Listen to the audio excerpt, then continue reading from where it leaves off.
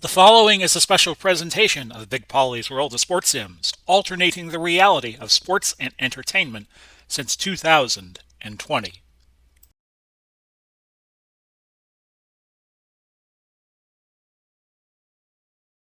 Hello, everybody. This is Big Polly's Bits for February 4th, 2022. Thought I would record a video explaining PWT to you all because one of my good buddies, Don, asked me about it on the Delphi message board, which I could show you. I could show you now. I put it up on Google Chrome. There it is. In fact, let me just show it a little more. The more I stay off camera, the better everything is. Uh, and this is what it looks like to me because I have trouble seeing things against a white background sometimes. To you, it will look like this. I use a program called Illuminate that turns this background that you see here from white to black, and it makes things easier to read because my eyes are going. PWT was an idea that I had formulated when I was in the hospital for most of November of 2021. I had a toe amputation and I had a bone removal from my left foot, some bone out of my left foot. I walk fine. I fully recovered. I walked for up until early January with a walker, but I healed very nicely because I had to move to Seminole and I pretty much had to use my feet whether I liked them or not. In fact, I don't live too far from where the Macho Man Randy Savage used to live, and his and the place where he passed away. Accident right off of 113th and Park Boulevard. I'm recording this in the morning, so I'm gonna have drinks of coffee, and I'm recording this in parts, so uh, I'm gonna put this all together and explain how I make the secret sauce and make the secret formula for Coke and the secret ingredients to KFC here, Kentucky Fried Chicken. So basically, the idea of PWT is we go back to the early 1980s before Vince McMahon bought up a bunch of the territory's talent and turned it into the federation that it is now. I mean, hell, they're struggling now in the 2020s, but they still have enough money to buy the name, image, and licensing for college athletes. I was reading that on Twitter this day past, yesterday, Thursday, on February 3rd, that they're taking college athletes and how college sports is changing because they could put their name, image, and licensing up for sale. And that's thanks to a basketball player out of UCLA named Ed O'Bannon, who was one day playing the EA Sports college basketball game and say, "That's my likeness." But then, of course, they call him UCLA small forward number, whatever his number was.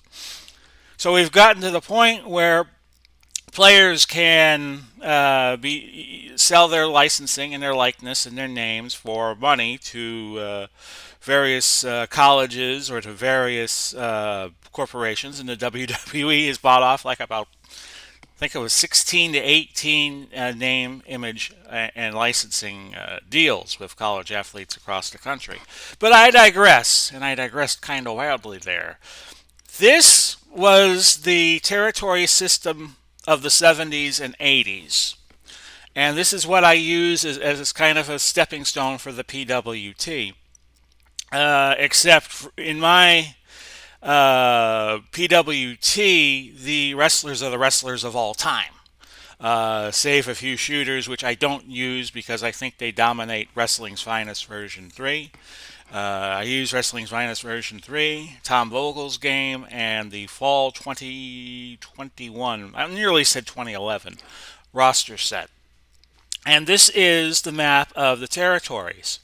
I took a little bit of creative license. I think in the early 80s there was still an NWF in Buffalo to Cleveland. I know there was a Pittsburgh circuit in the 70s because J.J. Dillon mentioned it in his book Wrestlers Are Like Seagulls. Great book, by the way. I don't know, one of the better books out there because Dylan goes into great detail about his wrestling travels.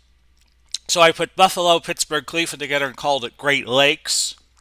St. Louis, there were some circuits back then. I wish I could put my mouse on this, but I can't. On this map, uh, St. Louis had its own territory, a one city territory, or just basically the area of St. Louis. And there were some territories that could get away with that. Houston, same thing. Houston was its own territory. The city of Houston and thereabouts was its own territory. San Antonio had its own territory. Dallas had its own territory, and Amarillo had its own territory up until the early '80s. The one thing, there were two things that changed all of this. One I already mentioned, the expansion of the WWF that began in 1983, and was well known on January 1984. I'm sorry, when Hulk Hogan beat the Iron Sheik for the world belt, because Hogan was in the AWA in '83. Moved over to the WWF, pinned the Iron Sheik. That was history. And that's how the WWF does things. They usually put a good guy, or did back then, as world champ.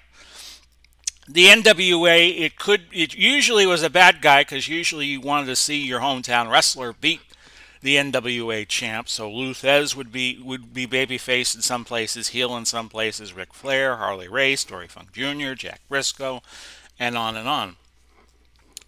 So what I did with Texas was I took Amarillo and Dallas together and I made North Texas, and put Houston and San Antonio together and I call that circuit South Texas. I did not include Arizona in the game, the Arizona circuit, because I think it died by 1980. So I didn't use that. So I used creative license and I made 27 circuits because in all months of the year there are at least 27 days. Of course, February has 28, and 1 year out of 4 it has 29. So I put all these circuits together. They share one world champion, one junior heavyweight champion, because the junior heavyweight title used to be a great deal. Wrestlers under 225 pounds, as I looked them up on Wikipedia, or I also allow people, grapplers who held the junior heavyweight title at some point in their career to be a junior heavyweight, like Jerry Lawler early in his career was a junior heavyweight, if you could believe that. And the World Tag Team Championships is the third title I have. There was not really a World Tag Team title that region shared. There were many versions of the World Tag Team title up until about 1983. The World Tag Team title, there were different claimants to the World Tag Team title through the years. The WWF had a World Tag Team champ, and the AWA had a World Tag Team champ, and Japan and Mexico and Europe probably had theirs. Although Europe tag team wrestling was not as popular. In Europe, the tag matches are kind of one-offs, which aren't done very frequently, especially in England. So that's the system. And so I took a little license with the tag team title because, Florida would have a world tag team title, and the Mid-Atlantic would have a world tag team title, and Dallas would have a world tag team title, and no one would be the wiser of it prior to the advent of WTBS and their 605 show hosted by Gordon Soley, up until 1984 when the WWF bought it. And then when 1985 rolled around, they sold the position to the time slot to Mid-Atlantic, and they introduced the world to a Tony Schiavone, who is still going in AEW and came back after about a 20-year absence. So that's my system, and I introduced that to show you the rating system I use in Wrestling's Finest, which I'm going to show you right now. If you get a clean win, if you get a pinfall or a submission, the base system that I use is the winner gets 10 points and the loser loses 10 points. and I'm going to punch up the spreadsheet for the rankings I have as of February 4th, the morning of the February 4th. I haven't played out. This is kind of my Universal Baseball Association. If any of you have ever read that book, where one guy gets immersed in his own baseball league and he makes up names and players have statuses. Like there are some players that are very, very good and catch the breaks, and there are some players that are rookies. They don't catch the breaks, and they're star players and so forth. So if you win cleanly, pinfall or submission, you get 10 points. You lose 10 points if you lose the match. And I'm punching up my system here, and I'll show it to you next. The technical win, like if you win by count out or DQ, it's +5 if you win, -5 if you lose. Time limit draw, each man gets 5 points, or each team. Technical draw, +3. A battle royal, no matter the size, or a rumble, because Wrestling Finest has those in there too. We did one about a week ago on the PWT All Stars card. You get 20 points for that. If you win the world title in either the heavyweight, junior heavyweight, or tag team divisions, it's 40 points, but you can only get that 40 points one time. You could win the championship multiple times. Pat Patterson and Ray Stevens are now two-time World Tag Team title holders. But you only win that bonus one time because it's a status. Like, for instance, Terry Funk won the World Heavyweight title and defended it all over the world from late 75 to early 77. But after he lost the world title, he was very much in demand. One day he could appear. It was like Andre the Giant. He could appear in Amarillo, be a good guy one day. Next day, appear in Tampa, be a bad guy, or Kansas City, or Charlotte, or Atlanta, and so forth. He traveled the NWA circuits, and because he was a former champion, he was known as a bona fide star. So it's a status more than anything else. So let me show you the spreadsheet that I use. And again, I use Illuminate to make this darker so I could see it. Dick Hutton's the world champion. He has 157 points right now, but Antonio Inoki has racked up a lot of points because he's winning every match, and he's at 176. He's actually higher up on the scale than Hutton is. And I note the rating that each wrestler has in the game. The higher the rating, the more likely it is that you win. And if a player has multiple cards, then I use the average of those cards. Like, for instance, I have Dick Hutton rated at 207 because that is the average of his card in the Master Classic file and his champion set. And once a wrestler becomes champion, I take the average of the two. So look at all of these.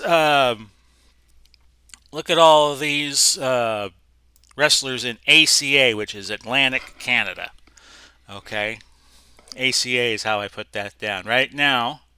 And what I do is, unless they have a feud, I put the number one babyface, which at this point would be Rusher Kimura, together with Mr. Saio, who is the number one heel. Okay, and depending on what world champion is in town, like right now, Atlantic Canada would have the rights to have the World Junior Heavyweight Champion Antonio Inoki. So I find the top heel Junior Heavyweight, which right now is Cave Mario Galindo. He hasn't wrestled yet in in the Atlantic Canada region, but he has a rating of 142, which is the tiebreaker if everybody is tied. I use the rating in the game. So Galindo will get the shot at Inoki.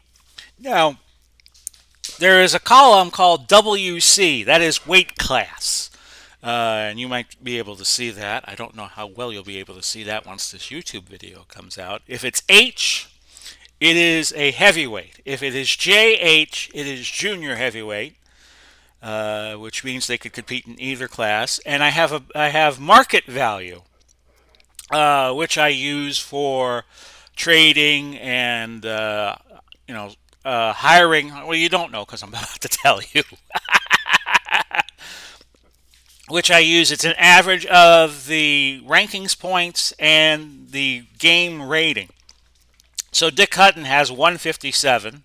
His rating, when you average out his two cards, is 207. So his market value right now is 182. Uh, so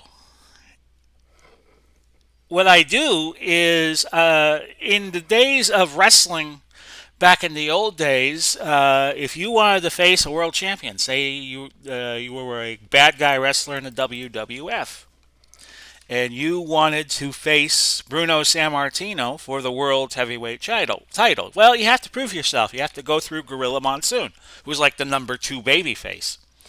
So instead of using a policeman system in PWT, I basically have a bunch of officers. Every month, the best five wrestlers, regardless of whether or not they're heavyweights or junior heavyweights, they are the top heavyweight contenders. They are in a group. Uh, the number one contender gets three cracks at a month at the heavyweight champion. The second and third contenders get two cracks, and the fourth and fifth contenders get one crack. So it's one, two, three, four, five, then one, two, three, then one. And those are the nine title defenses. Now, when Dick Hutton goes to San Juan February 6th, it would be Vladek Zabisco who gets the shot. He's a former world heavyweight champion, was the first world heavyweight champion in PWT. But they're both good guys. So what I like to do is I like to keep the face heel dynamic. And I take Walex Labisco and I put him on the undercard somewhere. Like right now, I'm about to do the Atlantic Canada region, and I got Henry DeGlan as the number two contender. DeGlan probably doesn't want to face Inoki. Well, I don't know, but he's a fellow babyface, so I have Henry DeGlan in the undercard. So they get to tour, they get to accumulate points, or they could lose status. The third man on the ninth, which would be Tampa, to get a crack at Dick Hutton would be Dr. Wagner. And then Stanislas Labisco and Jim Lundos would probably be on the undercard, unless something happened and let's say John Pezic beats Hutton for the title again. Then the good guys would get the cracks.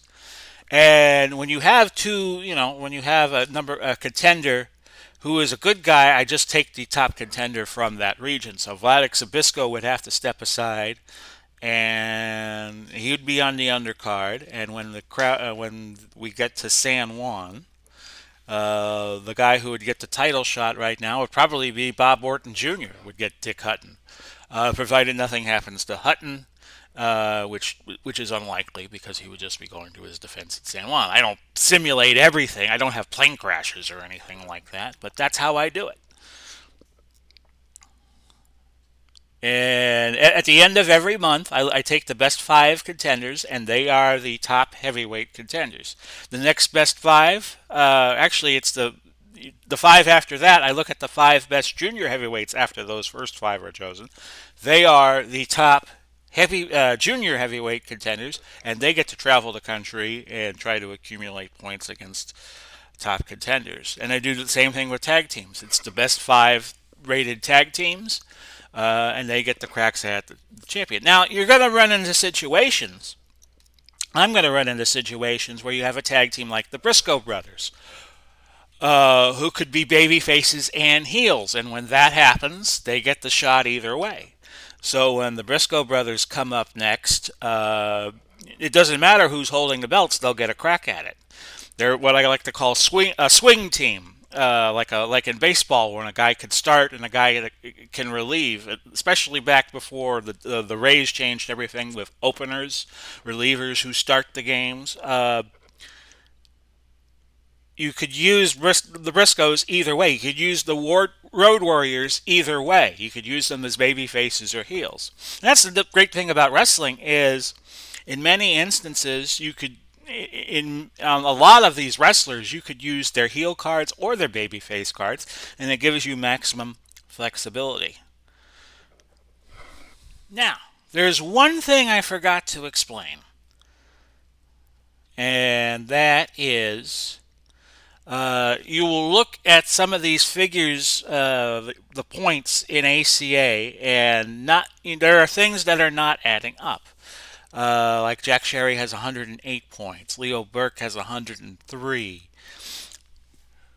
There is what I like to call swing points involved, where say, let's just say MJF was able to beat Dick Hutton for the world title. He would get the 10 points for the win, but note that there is a 57-point difference between MJF and Hutton.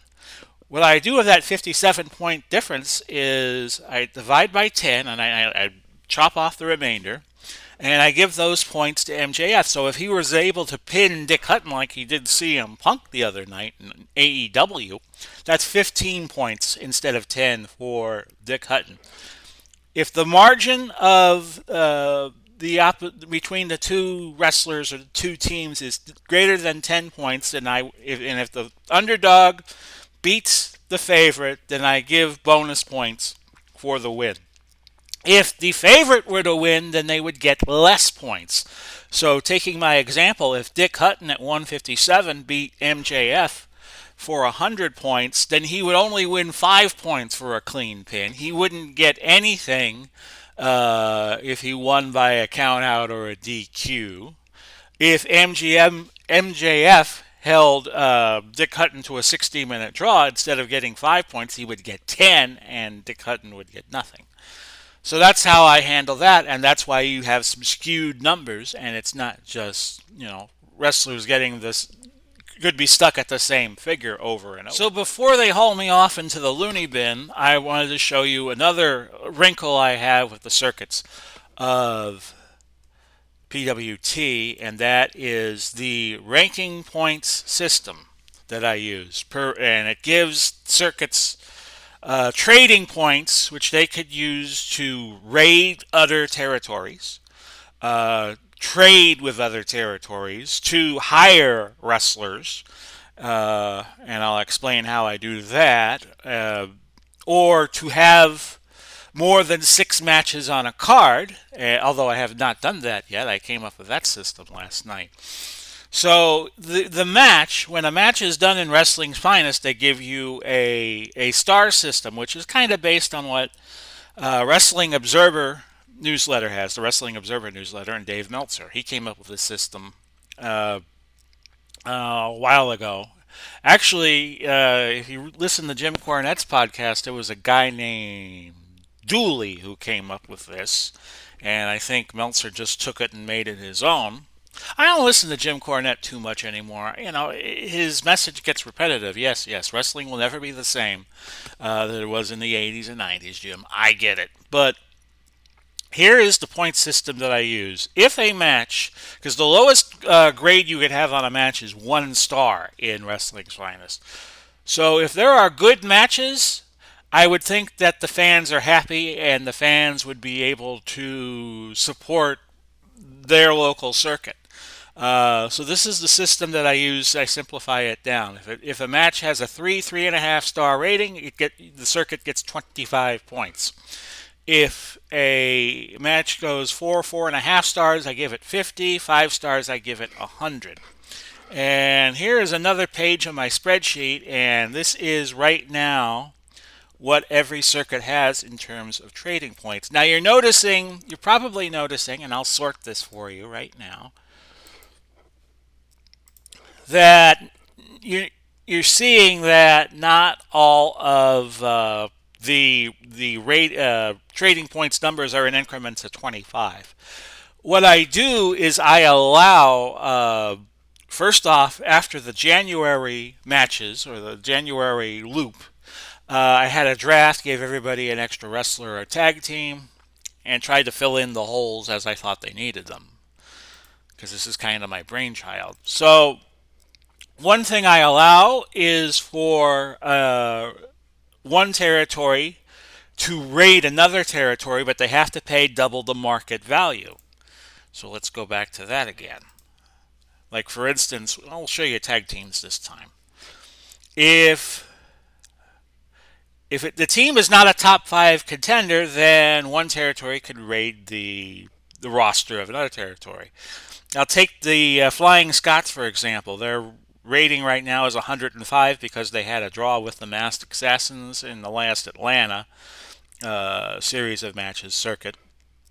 Uh, and their rating overall is 203, so their market value is 104.